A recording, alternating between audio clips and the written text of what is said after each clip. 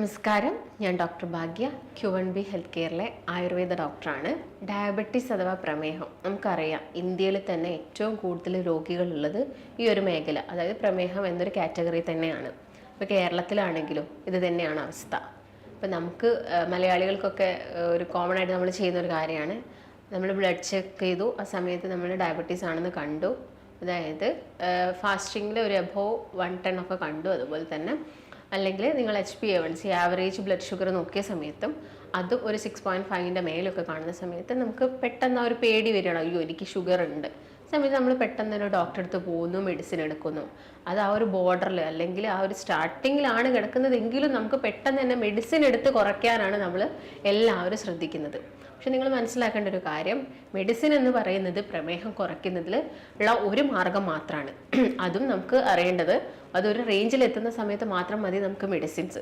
അതിൻ്റെ മുൻപ് നമുക്കത് ആഹാരത്തിലാണ് മാറ്റം വരുത്തേണ്ടത്.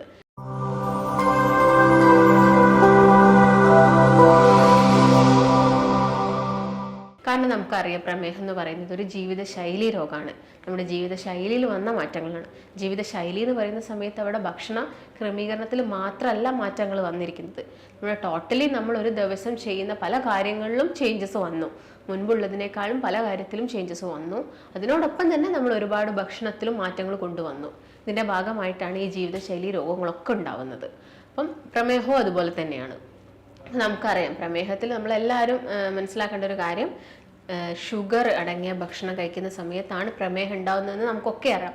അത് കറക്റ്റാണ്. അതുപോലെ തന്നെ അന്നജം പ്രമേഹം ഉണ്ടാക്കുന്ന ഒരു വില്ലനാണ്. അതായത് നിങ്ങൾ കൂടുതലായിട്ട് കാർബോഹൈഡ്രേറ്റ് അഥവാ ചോറ്, അരി ഒക്കെ ഉണ്ടാക്കുന്ന ഭക്ഷണങ്ങൾ കൂടുതലായിട്ട് കഴിക്കുകയാണെങ്കിലും നമുക്ക് പ്രമേഹം കൂടാനുള്ള ചാൻസസ് ഉണ്ട്. അപ്പോൾ നിങ്ങൾ പഞ്ചസാര മാത്രം അല്ലെങ്കിൽ പഞ്ചസാര കൊണ്ട് ഉണ്ടാക്കുന്ന ബേക്കറി ഐറ്റംസ്, കേക്ക്സ്, പേസ്ട്രി അങ്ങനെയുള്ള ഐറ്റംസ് മാത്രം ഒഴിവാക്കിയാൽ പോരാ. അതിൻ്റെ കൂടെ തന്നെ കാർബോഹൈഡ്രേറ്റ്സ് നമ്മൾ മാക്സിമം കുറയ്ക്കാൻ വേണ്ടിയിട്ട് ശ്രദ്ധിക്കണം.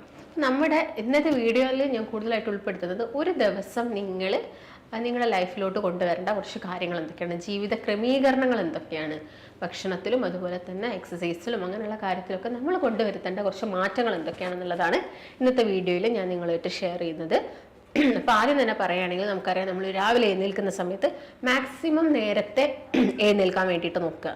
അതായത് മാക്സിമം നേരത്തെ എഴുന്നേൽക്കണമെങ്കിൽ എന്താണ്, മാക്സിമം നേരത്തെ കിടന്നുറങ്ങണം.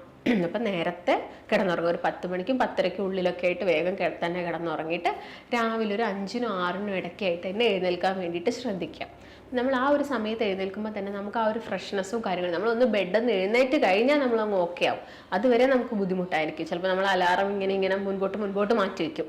ആ ശീലമൊക്കെ ഒന്ന് ഒഴിവാക്കി ജസ്റ്റ് ഒന്ന് ഓക്കെ, എനിക്ക് എഴുന്നേൽക്കണം, എനിക്ക് മാറണം, ചേഞ്ച് ചെയ്യണം, ലൈഫ് സ്റ്റൈലിൽ കുറേ മോഡിഫിക്കേഷൻസ് വരുത്തണം എന്നൊക്കെ തോന്നുകയാണെങ്കിൽ നമ്മൾ ആ സമയത്ത് തന്നെ എന്ത് ചെയ്യും, എഴുന്നേൽക്കും. ആ സമയത്ത് എഴുന്നേറ്റ് നന്നായിട്ട് നമ്മുടെ പ്രഭാത കർമ്മങ്ങളൊക്കെ ചെയ്തിട്ട് നിങ്ങൾ എന്ത് ചെയ്യുക, എന്തെങ്കിലും ഒരു എക്സസൈസ് നമ്മൾ ബോഡിക്ക് കൊടുക്കണം. എന്തെങ്കിലും ഒരു വാമപ്പ് എന്താണെങ്കിലും നമ്മൾ ബോഡിക്ക് കൊടുക്കണം. അത് നിങ്ങൾക്ക് ഇഷ്ടമുള്ളത് ചെയ്യാം. ഇപ്പം നടത്താണെങ്കിൽ നടത്തം ചെയ്യുക, അല്ലെങ്കിൽ ഓട്ടാണെങ്കിൽ ഓട്ടം ചെയ്യുക, സ്വിമ്മിങ് ആണെങ്കിൽ അപ്പം നിങ്ങൾക്ക് എന്താണ്, ജമ്പിങ് ആണെങ്കിൽ ജമ്പിങ് ചെയ്യുക, സൈക്ലിംഗ് ആണെങ്കിൽ അത് ചെയ്യുക, അല്ലെങ്കിൽ നിങ്ങൾ ജിമ്മിൽ പോയിട്ട് വർക്കൗട്ട് ചെയ്യുന്ന ആളുകളാണെങ്കിൽ അത് ഫോളോ ചെയ്യുക. അപ്പം നടത്തമൊക്കെ ആണെങ്കിൽ എന്താണെങ്കിലും ഒരു 45 മിനിറ്റ് മുതൽ 1 മണിക്കൂർ വരെ ഫോളോ ചെയ്യാൻ വേണ്ടിയിട്ട് നോക്കുക. ഇതിൻ്റെ കൂടെ തന്നെ നിങ്ങളൊരു പ്രാണായാമം കൂടി കണ്ടിന്യൂ ചെയ്യുന്നത് നല്ലതായിരിക്കും. പ്രാണായാമം എന്ന് പറയുന്ന സമയത്ത് നമുക്കറിയാം, ശ്വാസകോശം കുറച്ചും കൂടി ഹെൽത്തി ആവാൻ വേണ്ടിയിട്ടാണ്. അപ്പോൾ ശ്വാസകോശമായിട്ട് ബന്ധപ്പെട്ട അസുഖങ്ങളുള്ള ആളുകൾ മാത്രം ഇത് ചെയ്താൽ മതിയോ, പോരാ. നമുക്ക് എല്ലാവർക്കും പ്രാക്ടീസ് ചെയ്യാൻ പറ്റുന്ന കാര്യങ്ങളാണ് പ്രാണായാമസ്.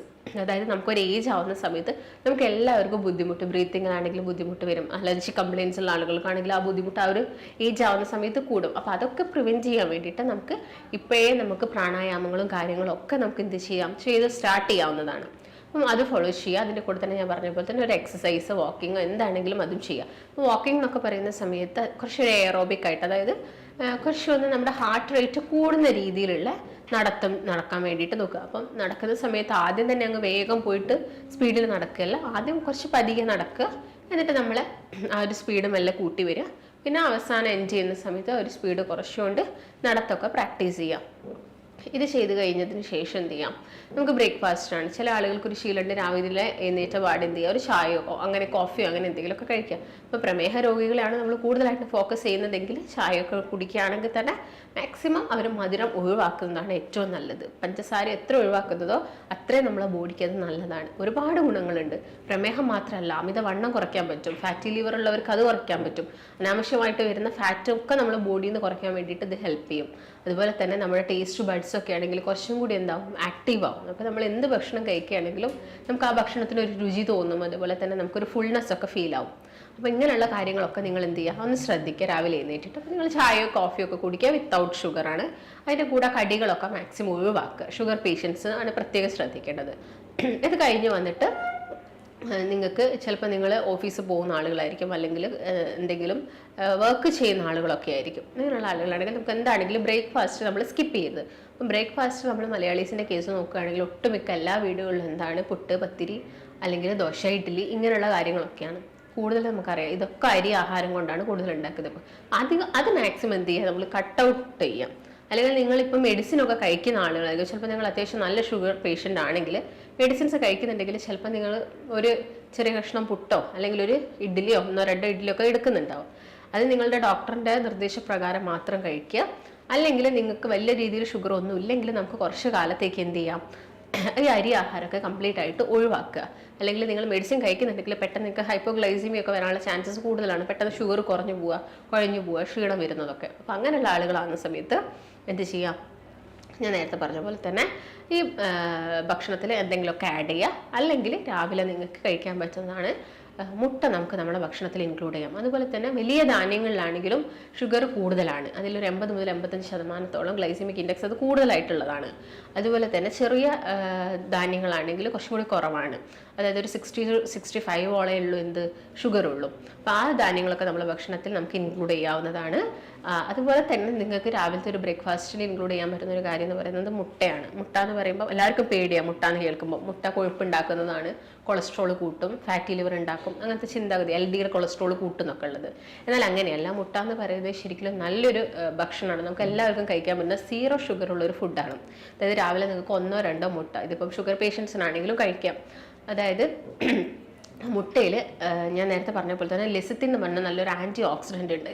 ഇത് നമ്മുടെ രക്തക്കുഴലുകളിലൊക്കെ വരുന്ന ബ്ലോക്കൊക്കെ കുറയ്ക്കാൻ വേണ്ടിയിട്ട് ഹെൽപ്പ് ചെയ്യും. അതുപോലെ തന്നെ HDL കൊളസ്ട്രോൾ കൂട്ടും. HDL കൊളസ്ട്രോൾ നമുക്കറിയാം നമ്മുടെ ഹാർട്ടിന് വേണ്ട കൊളസ്ട്രോളാണ്. അത് കൂട്ടാൻ വേണ്ടിയിട്ട് ഇത് ഹെൽപ്പ് ചെയ്യും. അതുപോലെ തന്നെ ഇതിൽ വൈറ്റമിൻ എയും ഡിയും എല്ലാം അടങ്ങിയിട്ടുണ്ട്. അതേപോലെ തന്നെ B കോംപ്ലക്സുകളൊക്കെ നമുക്കറിയാം. B കോംപ്ലക്സ് എന്തിനൊക്കെ നമുക്ക് ശരീരത്തിന് എല്ലാത്തിനും, മുടി മുതൽ കാല് വരെ നമ്മളെ എല്ലാ ഓർഗൻസിനാണെങ്കിലും ബോൺസിനാണെങ്കിലും ഒക്കെ B കോംപ്ലക്സും D ഒക്കെ ആവശ്യമാണ്. അപ്പോൾ ഇതിലൊക്കെ അടങ്ങിയിട്ടുള്ളൊരു ഭക്ഷണമാണ് എന്തെന്ന് പറയുന്നത് മുട്ട എന്ന് പറയുന്നത്. അപ്പോൾ നമുക്ക് മുട്ട നമ്മളെ ഭക്ഷണത്തിൽ ആഡ് ചെയ്യാം.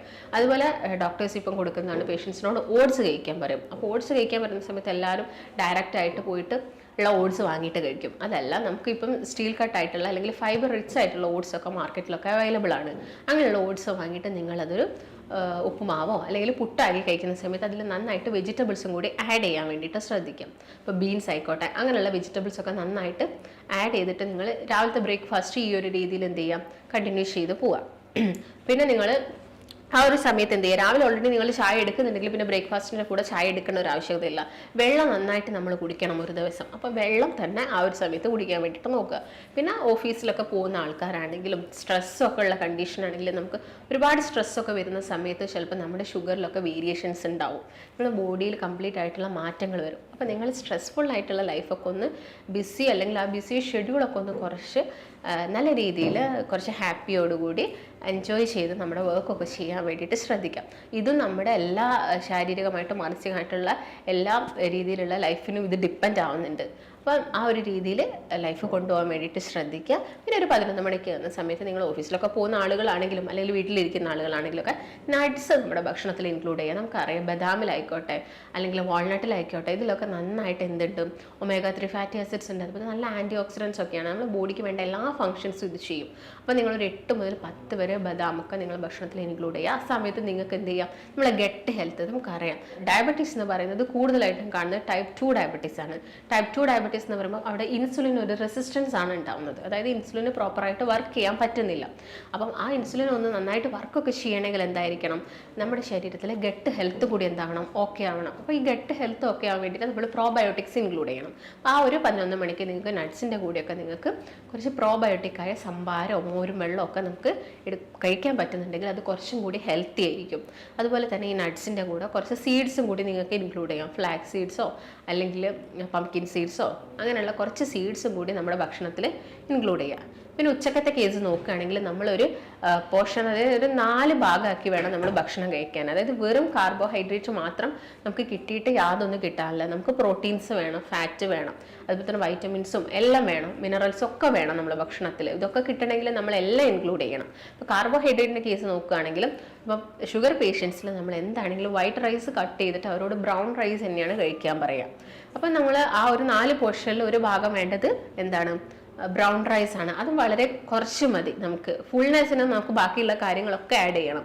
അപ്പം ബ്രൗൺ റൈസ് കുറച്ച് കഴിക്കുക. ആ ഒരു 4 പോർഷനിൽ ഒരു പോർഷൻ മാത്രം ബ്രൗൺ റൈസ്, ബാക്കിയുള്ള ഒരു പോർഷൻ എന്ന് പറയുന്നത് പ്രോട്ടീനാണ്. പ്രോട്ടീനിൻ്റെ കേസ് നോക്കുകയാണെങ്കിൽ നിങ്ങൾക്ക് ചെറുപയർ ആയിക്കോട്ടെ അല്ലെങ്കിൽ അങ്ങനെയുള്ള എന്തെങ്കിലും കടലയോ പരിപ്പോ അങ്ങനെയുള്ള എല്ലാ കാര്യങ്ങളും നിങ്ങളെ ഭക്ഷണത്തിൽ ഇൻക്ലൂഡ് ചെയ്യാൻ വേണ്ടിയിട്ട് നോക്കുക. പ്രോട്ടീനിൽ തന്നെ നമുക്ക് നോൺ വെജ് പ്രോട്ടീൻസ് ഉണ്ട്. അതിപ്പോൾ മീൻ ആയിക്കോട്ടെ, ചെറു മത്സ്യങ്ങളായിരിക്കും കുറച്ചും കൂടി ബെറ്റർ. അപ്പോൾ മത്തി അങ്ങനെയുള്ള ചെറിയ ചെറിയ മീനുകളൊക്കെ നമ്മുടെ ഭക്ഷണത്തിൽ ഇൻക്ലൂഡ് ചെയ്യുക. ഫാറ്റിൻ്റെ കേസ് നോക്കുകയാണെങ്കിലും എല്ലാ ദിവസവും നിങ്ങൾ ഫാറ്റ് എടുക്കണം എന്ന് കരുതിയിട്ട് റെഡ് മീറ്റോ കാര്യങ്ങളോ ഒന്നും ഇൻക്ലൂഡ് ചെയ്യേണ്ട. ലീൻ മീറ്റ് അല്ലെങ്കിൽ വൈറ്റ് മീറ്റ് ആയാൽ നമുക്ക് ചിക്കൻ ഇൻക്ലൂഡ് ചെയ്യാം. അതും എല്ലാ ദിവസവും വേണമെന്നൊന്നുമില്ല. നിങ്ങൾ ഓൾട്ടർനേറ്റ് ഡേയ്സിലാണെങ്കിലും നിങ്ങൾക്കത് ഭക്ഷണത്തിൽ ഇൻക്ലൂഡ് ചെയ്യും.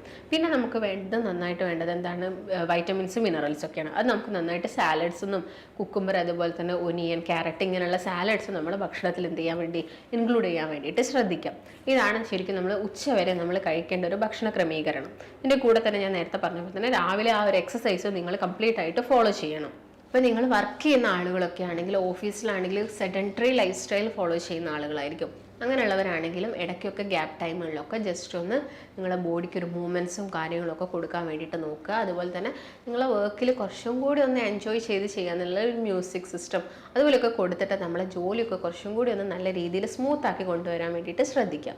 അതുപോലെ തന്നെ പിന്നെ ഒരു വൈകുന്നേരം സമയമൊക്കെ ആകുന്ന സമയത്ത് നമുക്ക് എല്ലാവർക്കും ഒരു ചായ നിർബന്ധമായിരിക്കും. ചായ കഴിക്കുന്ന സമയത്ത് ഷുഗർ പേഷ്യൻസ് കംപ്ലീറ്റ് ആയിട്ട് ഷുഗർ അവോയ്ഡ് ചെയ്യുന്നതാണ് ഏറ്റവും നല്ലതെന്ന് പറയുന്നത്. അപ്പോൾ കടിയായിട്ട് നിങ്ങൾക്ക് ഇപ്പം ഒരു പഴമൊക്കെ കിട്ടുകയാണെങ്കിൽ അതാണ് കുറച്ചും കൂടി ബെറ്റർ. അതും നേന്ത്രപ്പഴത്തിൻ്റെ കേസൊക്കെ നോക്കുകയാണെങ്കിൽ അധികം പഴുപ്പില്ലാത്ത നേന്ത്രപ്പഴം പുഴുങ്ങി എടുക്കുന്നത്, വീട്ടിലിരിക്കുന്ന ആളുകളാണെങ്കിൽ ഒരു പുഴുങ്ങിയൊക്കെ കഴിക്കുന്നത് കുറച്ചുകൂടി നല്ലതായിരിക്കും. നമുക്ക് എല്ലാ ദിവസവും എടുക്കുമ്പോൾ ബുദ്ധിമുട്ടുണ്ടെങ്കിൽ എല്ലാ ദിവസവും എടുക്കേണ്ട കാര്യമൊന്നുമില്ല. ചായ നമ്മൾ അങ്ങനെ തന്നെ കഴിക്കുകയാണെങ്കിൽ നോക്കുക. പിന്നെ എണ്ണക്കടികളൊക്കെ മാക്സിമം ഒഴിവാക്കുന്നതാണ് ഏറ്റവും ബെറ്റർ. അങ്ങനെ ശ്രദ്ധിക്കുക. പിന്നെ രാത്രിത്തെ ഫുഡ് എന്ന് പറയുന്നത് കാർബോഹൈഡ്രേറ്റ് മാക്സിമം കുറയ്ക്കുക. ഇപ്പോൾ ചപ്പാത്തി കഴിക്കാം, വീറ്റ് എടുക്കാമെന്നായിരിക്കും എല്ലാവർക്കും ഒരു ഉണ്ടാവുന്നത്. പക്ഷേ വീറ്റ് ആണെങ്കിൽ നിങ്ങളിപ്പം ചോറ് ഒഴിവാക്കിയിട്ട് ഒരു 3-4 ചപ്പാത്തി കഴിക്കുന്നതിലും ബെറ്റർ ചോറ് കഴിക്കുന്നത് തന്നെയായിരിക്കും. അപ്പം നിങ്ങൾ എന്ത് ചെയ്യാം, ആ ഒരു എമൗണ്ടൊക്കെ കുറച്ച് 1-2 ചപ്പാത്തിയൊക്കെ കഴിക്കുക. അതിൻ്റെ കൂടെ നന്നായിട്ട് സാലഡ് ആഡ് ചെയ്യുക. കുക്കുംബറോ അങ്ങനെയുള്ള ഏതെങ്കിലും സാലഡ്സ് ഒക്കെ ആഡ് ചെയ്തിട്ട് നമ്മുടെ ഭക്ഷണം രാത്രി കുറച്ച് ലഘുവാക്കാൻ വേണ്ടിയിട്ട് ശ്രദ്ധിക്കുക. കാരണം നമ്മൾ പിന്നെ കിടന്നുറങ്ങാൻ പോവുകയാണ്. അപ്പോൾ നിങ്ങൾക്ക് എന്തെങ്കിലും ഫിഷൊക്കെ ഉണ്ടെങ്കിൽ അതും ഇതിൻ്റെ കൂടെ ആഡ് ചെയ്യാം. നമ്മൾ കിടന്നുറങ്ങുന്ന സമയത്ത് നമുക്ക് വലിയൊരു ശരീരത്തിന് വലിയൊരു ആയാസമോ കാര്യങ്ങളൊന്നും വരുന്നില്ല. അപ്പോൾ നമുക്ക് അധികം എനർജി അവിടെ കലോറീസ് കൂട്ടിയെടുക്കേണ്ട ആവശ്യകതയില്ല. അപ്പോൾ നമ്മൾ നൈറ്റ് ഫുഡ് എന്ന് പറയുന്നത് വളരെ ലഘുവായിട്ട് എന്തെങ്കിലുമൊക്കെ കഴിച്ചിട്ട്, അപ്പോൾ നിങ്ങൾക്ക് ഫ്രൂട്ട്സ് എല്ലാ ഫ്രൂട്ട്സും കഴിക്കാൻ പ്രമേഹ രോഗികൾക്ക് പറ്റണമെന്നില്ല. കാരണം അതിലുള്ള ഫ്രൂട്ട്സ് കഴിക്കുന്ന സമയത്ത് ചിലപ്പോൾ അവർക്ക് എന്താവാം ഷുഗർ ഷൂട്ട് ചെയ്യാനുള്ള ചാൻസ് ഉണ്ട്. അപ്പം ആ സമയത്ത് എന്ത് ചെയ്യുക, അധികം മധുരമല്ലാത്ത വൈറ്റമിൻ സി റിച്ച് ആയിട്ടുള്ള ഫ്രൂട്ട്സ് ഒക്കെ അവരുടെ ഭക്ഷണത്തിൽ ഇൻക്ലൂഡ് ചെയ്യാൻ വേണ്ടിയിട്ട് നോക്കുക. നെല്ലിക്ക ആയിക്കോട്ടെ അല്ലെങ്കിൽ ഓറഞ്ച് ആയിക്കോട്ടെ അല്ലെങ്കിൽ മുസമ്പി പോലുള്ള ഫ്രൂട്ട്സ് ഒക്കെ കഴിക്കുന്നത് അവർക്ക് കുറച്ചും കൂടി നല്ലതാണ്. അപ്പോൾ ഇങ്ങനെയുള്ള കാര്യങ്ങളൊക്കെ അവരുടെ ഭക്ഷണത്തിൽ ഇൻക്ലൂഡ് ചെയ്യുക. ഇപ്പോൾ രാത്രി സമയത്താണെങ്കിലും മാക്സിമം നേരത്തെ കിടന്നുറങ്ങാൻ വേണ്ടിയിട്ട് നോക്കുക. അതും ഒരു നിങ്ങൾ ഭക്ഷണം കഴിച്ചിട്ട് ഒരു 3 മണിക്കൂറിനുള്ളിൽ തന്നെ കിടന്നുറങ്ങാൻ വേണ്ടിയിട്ട് നോക്കുക. അതായത് ഒരു 7 മണിക്ക് തന്നെ നിങ്ങൾ ഫുഡ് കഴിക്കുകയാണെങ്കിൽ 8, 9, 10 മണിയാകുമ്പോൾ നിങ്ങൾ എന്ത് ചെയ്യുക, കിടന്നുറങ്ങുക. ഈ ഒരു ലൈഫ് സ്റ്റൈൽ എപ്പോഴും നിങ്ങൾ ഫോളോ ചെയ്യുകയാണെങ്കിൽ നമുക്ക് മറ്റുള്ള അസുഖങ്ങൾ, അതായത് ഇപ്പോൾ ഡയബറ്റിക് പേഷ്യൻസിന് മറ്റു കൊളസ്ട്രോൾ വരാനും അങ്ങനെയുള്ള കണ്ടീഷൻസ് ഒക്കെ ഉണ്ടാകാനുള്ള ചാൻസ് കൂടുതലാണ്. അതൊക്കെ പ്രിവെൻറ്റ് ചെയ്യാൻ വേണ്ടിയിട്ട് നമ്മൾ ഈ കാര്യങ്ങളൊക്കെ ഫോളോ ചെയ്യുന്നത് എപ്പോഴും നല്ലതായിരിക്കും. ഇതിൻ്റെ കൂടെ തന്നെ അവർക്ക് എന്ത് ഫോളോ ചെയ്യാം, ഇൻ്റർമീഡിയറ്റ് ഫാസ്റ്റിംഗ് അവർക്ക് അവരുടെ ലൈഫിലോട്ട് കൊണ്ടുവരാം. ഇൻ്റർമീഡിയറ്റ് ഫാസ്റ്റിംഗ് എന്ന് പറയുമ്പോൾ നമുക്കറിയാം 13 മണിക്കൂർ അല്ലെങ്കിൽ 16 മണിക്കൂറോളം എന്ത് ചെയ്യുക, ഫാസ്റ്റിംഗ് എടുക്കുക. അപ്പോൾ ഏറ്റവും ബെറ്റർ എന്ന് പറയുന്നത് വൈകുന്നേരം 5 മണിക്ക് ഭക്ഷണം കഴിക്കുക അല്ലെങ്കിൽ ഒരു 7 മണിക്ക് ഭക്ഷണം കഴിക്കുകയാണെങ്കിൽ നെക്സ്റ്റ് ഡേയ്സ് നിങ്ങൾ ആ ഒരു ടൈം കാൽക്കുലേറ്റ് ചെയ്തിട്ട് അടുത്ത ദിവസം രാവിലെ ബ്രേക്ക്ഫാസ്റ്റ് കഴിക്കുക. അപ്പോൾ അത്രയും സമയം നമ്മുടെ ബോഡിക്ക് എന്താണ് പ്രത്യേകിച്ച് വലിയ രീതിയിലുള്ള വർക്കും കാര്യങ്ങളൊന്നും കൊടുക്കാതെ ഒരു റെസ്റ്റ് കൊടുക്കുന്ന സമയമാണ്. ഇതിനുള്ള സമയത്ത് അനാവശ്യമായിട്ട് വരുന്ന ഫാറ്റും കാര്യങ്ങളും കുറയ്ക്കാൻ സാധിക്കും. ഇൻസുലിൻ റെസിസ്റ്റൻസ് നമുക്ക് കുറച്ച് കൊണ്ടുവരാനൊക്കെ സാധിക്കും. ഈ കാര്യങ്ങളൊക്കെയാണ് നിങ്ങൾ മെയിനായിട്ടും ശ്രദ്ധിക്കേണ്ടത്. ഇപ്പോൾ ഡയബറ്റീസ് പേഷ്യൻസ് ഒരു ദിവസം ഈ ഒരു രീതിയിൽ ഫോളോ ചെയ്യുകയാണെങ്കിൽ അവർക്ക് വിത്തൗട്ട് മെഡിസിൻ ഇല്ലാതെ തന്നെ ആ ഒരു റേഞ്ചിൽ നിൽക്കുന്ന ഷുഗറും കാര്യങ്ങളൊക്കെ കുറച്ചെടുക്കാൻ സാധിക്കും. പക്ഷേ നിങ്ങൾക്ക് അത്യാവശ്യം നല്ല ഷുഗറും കാര്യങ്ങളൊക്കെ ഉണ്ട്, നിങ്ങൾ മെഡിസിൻ എടുക്കുകയാണെങ്കിൽ നിങ്ങൾക്ക് ആ മെഡിസിൻ്റെ അളവ് നിങ്ങൾക്ക് കുറച്ചുകൊണ്ട് എടുക്കാൻ പറ്റും. അല്ലെങ്കിൽ ഇൻസുലിൻ എടുക്കുന്ന ആളുകളാണെങ്കിൽ അതിൻ്റെ അളവും കാര്യങ്ങളൊക്കെ നമുക്ക് എന്ത് ചെയ്യാൻ പറ്റും, കുറച്ചുകൊണ്ട് വരാനൊക്കെ സാധിക്കും. ഇത്രയും കാര്യങ്ങളാണ് ഇന്നത്തെ വീഡിയോയിലുള്ളത്. അപ്പോൾ നിങ്ങൾക്ക് എന്തെങ്കിലും സംശയങ്ങളോ കാര്യങ്ങളൊക്കെ ഉണ്ടെങ്കിൽ നമുക്ക് മറ്റൊരു വീഡിയോ ആയിട്ട് വീണ്ടും കാണാം. എന്തെങ്കിലും സംശയങ്ങൾ ഉണ്ടെങ്കിൽ നിങ്ങൾ താഴത്തെ നമ്പറിൽ കോൺടാക്റ്റ് ചെയ്യുക. നമുക്ക് മറ്റൊരു വീഡിയോ ആയിട്ട് വീണ്ടും കാണുന്നത് വരെ നന്ദി.